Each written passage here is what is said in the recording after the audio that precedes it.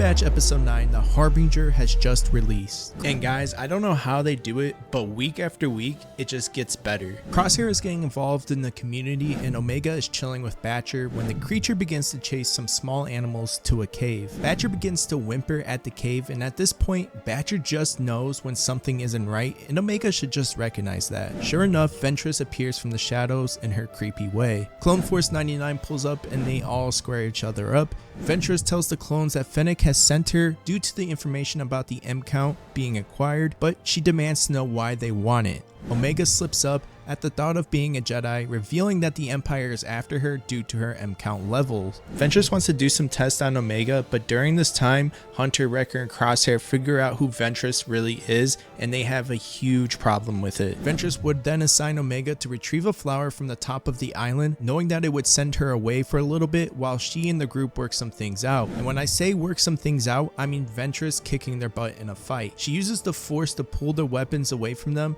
and then proceeds to beat each one individually in hand-to-hand combat, and I thought this was so cool. I love the martial arts feel and everything with the animation was so smooth. By the time Omega returns, Ventress is force choking Wrecker while holding her yellow-bladed lightsaber to Hunter's face, and Crosshair is on the ground in pain. Omega demands for them to be released, and that's what Ventress would do.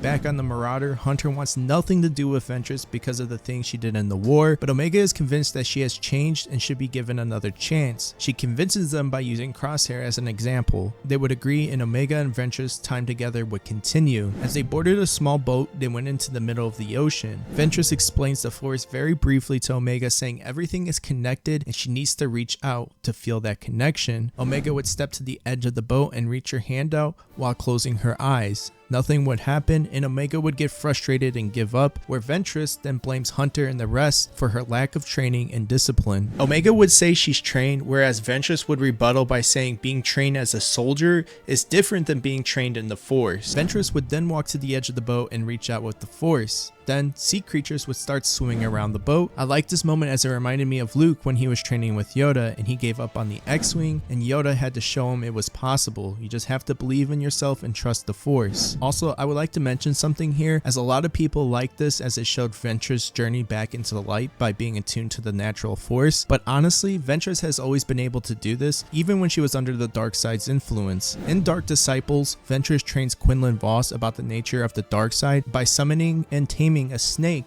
and then killing it in front of him. But back to the boat. When doing this, she accidentally calls a kraken-like creature and they begin to be under attack. Clone Force 99 watching from afar would roll out in their ship to aid them, but Omega tells them to stop because they're only making things worse. Ventress then shows Omega the true connection of the Force as she begins to connect with the creature, causing the creature to become peaceful and letting them go. This Force power is called Beast Control, and what it does is it calms the animal down so the Force users can use it. This was taught to many younglings in the Jedi Order as a passive ability. After returning to safety, Ventress tells Omega that she is not Force sensitive, which discourages her, and Omega and Wrecker go off to grab some food. Hunter and Crosshair then privately talk with Ventress, accusing her of lying, and Ventress pretty much says she was, but it's because Omega is not going to be trained with them and that she needs to leave them to do so. She also warns them that they are not safe here on the island and they should leave. Ventress then would depart. Okay, so pretty much what I think is happening is Omega is Force sensitive.